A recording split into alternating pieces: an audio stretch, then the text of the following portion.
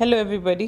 Class 6 to 8 की worksheet आ गई है बेटा। वर्कशीट उसी टॉपिक के बारे में है जिसके बारे में चारों तरफ चर्चा है।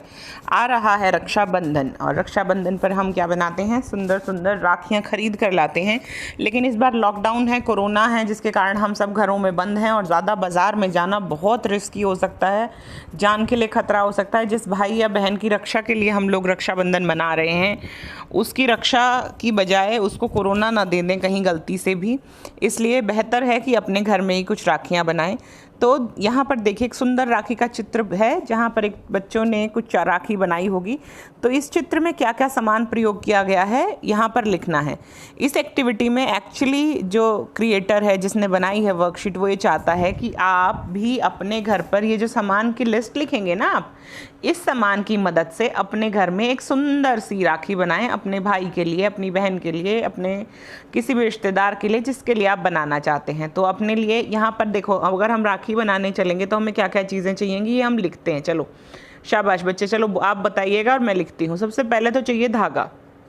हम लोग तो रेशमी धागा खरीद कर लाते थे पहले। रेशमी धागे के बहुत सुंदर धागे बनते हैं, अभी भी हम लोग खरीद के लाए हैं, हमने कुछ धागे बनाए हैं।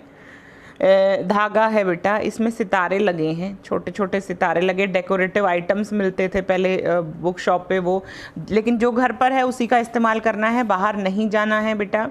घर पर फॉर्म पड़ी होती ना, फॉर्म, रुई, हम फॉर्म का भी इस्तेमाल करते थे, हम रुई का भी इस्तेमाल करते थे।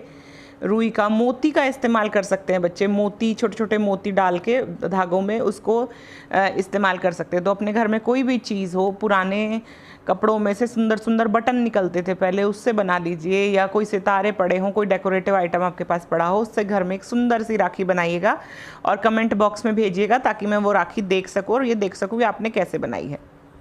चलिए अब अगला पॉइंट क्या है। अगला पॉइंट कहता है दिए गए स्थान में अपने पसंद की राखी का डिज़ाइन बनाकर भरिए। देखिए मैं दिखाती हूँ मेरे को क्या पसंद है।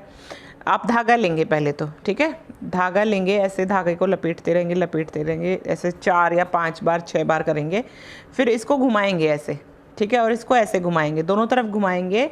तो दोनों तरफ घुमाने से क्या हो जाएगा, ये टाइट हो जाएगा। फिर इसको छोड़ देंगे, और ये फोल्ड होके ऐसा बन जाएगा, ऐसा ऐसा ऐसा ऐसा बन गया। जब ये ऐसा बन जाएगा तो यहाँ पर गांठ लगाएंगे, यहाँ पर गांठ लगाएंगे और यहाँ से थोड़ा सा काट देंगे, ये बन गया धागा। अब देखो कैसे बना सकते हैं। या तो यहाँ पर ही धागे में कोई आपने मोती डाल दिए हो, सुंदर सुंदर, यहीं पे मोती डाल दिए कोई छोटे छोटे, यहाँ पर मोती डाल दिए। नहीं डाले हैं तो क्या करेंगे, हम क्या करेंगे, यहाँ पर नीचे कागज़ रखेंगे, ठीक है, नीचे की तरफ भी और धागे के नीचे भी रखेंगे बेटा, धागे के ऊपर भी रखेंगे, दोनों जगह कागज़ रखेंगे। कागज़ के ऊपर थोड़ी सी फॉर्म लगा सकते हैं, फॉर्म के ऊपर कोई भी डेकोरेटिव आइटम जो आपके घर में पड़ी हो, सजावट का सामान, वो चिपका सकते हैं। या इस कागज़ के ऊपर अपने भाई की, बहन की फ़ोटो, या फिर छोटा भीम या पीपोकीमोन, जो भी आपको पसंद हो वो आप फ़ोटो लगाइए या मोती लगाइए, सुंदर सुंदर बनाइए इसको, ठीक है। आप अपने डिज़ाइन को यहाँ पर डिज़ाइन बनाएंगे, ये जो गंदा सा डिज़ाइन मैंने बनाया है इसको नहीं बनाएंगे। चलिए आगे चलते हैं बच्चों। इस वर्ष राखी का त्यौहार आप कैसे मनाएंगे सोच कर लिखिए। चलिए मैं आपको प्रस्ताव लिखवाती हूँ। आप तो यहाँ पर लिखेंगे कि राखी का त्यौहार आप कैसे मनाएंगे। आप सुबह उठेंगे, अपने भाई को राखी बांधेंगे, भाई नहीं है तो पापा को राखी बांधेंगे, और अपने देश के लिए प्रार्थना करेंगे, अपने घर की सुख समृद्धि के लिए प्रार्थना करेंगे, अपने भाई या बहन को तोहफा देंगे, जो भी करेंगे आप अपने घर में, कोई मिठाई बनाएंगे अम्मी घर में, तो वो सारी चीज़ें आप यहाँ लिखेंगे। मैं आपको लिखवाती हूँ राखी का प्रस्ताव या रक्षाबंधन का प्रस्ताव, जो हमसे पूछा जाता है, जो हमें पता होना चाहिए। प्लस यहाँ पर एक और चीज़ मैं बताऊँगी कि रक्षाबंधन के त्यौहार के पीछे इतिहास क्या है, इतिहास क्या कहता है, पौराणिक कथाओं में क्या लिखा है जिसके द्वारा हम लोग रक्षाबंधन आज तक मनाते हैं। रक्षाबंधन हिंदुओं और जैनों का मुख्य त्यौहार है, जो श्रावण मास की पूर्णिमा को मनाया जाता है बच्चों। सावन का महीना आता है, उसमें पूर्णमासी आती है, उसको मनाया जाता है। रक्षाबंधन को राखी कहते हैं, सुलोने भी कहते हैं, कुछ इलाकों में, उत्तर भारत के कुछ इलाकों में इसको सुलोने भी कहा जाता है। चलिए लिखते हैं प्रस्ताव। देखिए बेटे, रक्षाबंधन भाई बहनों का वह त्यौहार है जो मुख्यतः हिंदुओं में प्रचलित है। हम इसे भारत के सभी धर्मों के लोग बड़े ही उत्साह और सद्भाव से मनाते हैं। भारत में इस दिन माहौल देखने लायक होता है, और हो भी क्यों ना। यही तो एक ऐसा विशेष दिन है जो भाई बहनों के लिए बना हुआ है। यूँ तो भारत में भाई बहनों के बीच प्रेम और कर्तव्य की भूमिका किसी एक दिन की मोहताज नहीं है, पर रक्षाबंधन के ऐतिहासिक और धार्मिक महत्व की वजह से यह दिन काफ़ी महत्वपूर्ण हो जाता है। वर्षों से चला आ रहा यह त्यौहार आज भी बेहद हर्षो उल्लास के साथ मनाया जाता है। एक और वर्कशीट मैंने लिखी है, मैंने अभी टाइप किया था बेटा। एक और वर्कशीट है इसके साथ, एक बार आप इसको ध्यान से देख लीजिए। अगर आपको लिखना है तो साथ साथ लिखते रहिए। ये अगली वर्कशीट है।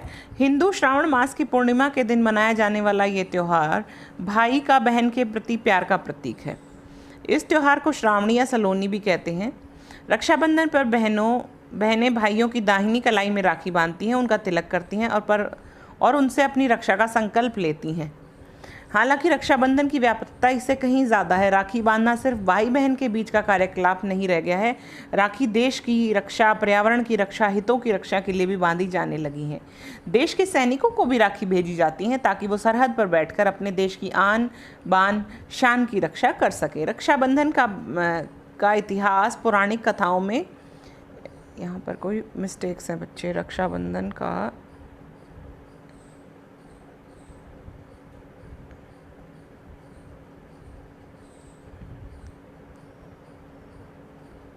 रक्षाबंधन का इतिहास हिंदू पौराणिक कथाओं में है।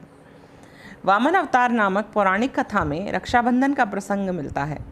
कथा इस प्रकार है। राजा बलि ने यज्ञ संपन्न कर स्वर्ग पर अधिकार प्राप्त कर लिया तो देवराज इंद्र ने भगवान विष्णु से प्रार्थना की। विष्णु जी वामन ब्राह्मण बनकर राजा बलि से भिक्षा मांगने पहुंच गए। बलि ने क्या किया, बहुत तपस्या की और पूरी दुनिया पर कब्जा कर लिया, स्वर्ग पर भी कब्जा कर लिया। तो देवराज इंद्र गए दौड़े दौड़े विष्णु भगवान के पास और बोला कि स्वर्ग पर राजा बलि ने कब्जा कर लिया है, हमें भगा दिया है। तो विष्णु जी कहते हैं कि मैं तुम्हारी मदद के लिए चलता हूँ। तो विष्णु जी वामन ब्राह्मण का अवतार लेकर जाते हैं और राजा बलि के दरबार पर पहुँच जाते हैं और उनसे कहते हैं कि मुझे 3 पग ज़मीन चाहिए। हालांकि राजा बलि के गुरु जो होते हैं वहाँ पर, वो उनको मना भी करते हैं कि इसकी बातों में मत आइए, ये कोई झांसा देने वाले कोई और इंसान है, ये ब्राह्मण नहीं है। फिर भी राजा बलि उनको 3 पग धरती के लिए वादा कर देते हैं। जैसे ही वो 3 पग धरती के लिए वादा करते हैं, वैसे ही वामन ब्राह्मण भगवान अवतार लेकर, विष्णु अवतार लेकर और 3 पग में आकाश, पाताल और धरती नापकर राजा बलि को रसातल में भेज देते हैं। उसने अपनी भक्ति के बल पर, हालांकि रसातल भी जाने के बावजूद भी राजा बलि बहुत चतुर थे, बहुत तेज़ थे। तो उन्होंने क्या किया, उन्होंने बातों में उलझाकर विष्णु जी से कहा कि वो रसातल में ही रहेंगे और तीनों दुनिया छोड़ देंगे, लेकिन वो हमेशा भगवान के पास ही रहेंगे। तो भगवान विष्णु को हर समय उनके सामने रहने का वचन ले लिया। लक्ष्मी जी इससे चिंतित हो गई। रक्षा सूत्र बांधकर उन्होंने राजा बलि को अपना भाई बना लिया। बदले में वो विष्णु जी को अपने साथ ले आई। उस दिन श्रावण मास की पूर्णिमा की तिथि थी। तो ये है प्रस्ताव रक्षाबंधन का। इसको अपनी हिंदी की कॉपी में ज़रूर लिखें बेटा। एक सुंदर सी राखी बनाएं और उस सुंदर सी राखी को अपने भाई के हाथों पर बांधें और खुशी खुशी इस त्यौहार को मनाएं। लेकिन घर से बाहर ना जाएं। कोशिश करें कि घर से बाहर ना जाया जाए, बाहर कोई भी शॉपिंग ना की जाए। अगले साल देख लेंगे, शॉपिंग अगले साल हो जाएगी। तो इसलिए मिलते हैं अब अगली वर्कशीट के साथ, यानी कि ट्यूसडे को। अब 2-3 दिन छुट्टी है, ईद है, फिर संडे है और फिर रक्षाबंधन है। तब तक ईद मनाइए, संडे की छुट्टी मनाइए और रक्षाबंधन मनाइए। मिलते हैं ट्यूसडे को। बाय बाय बच्चों, टेक केयर।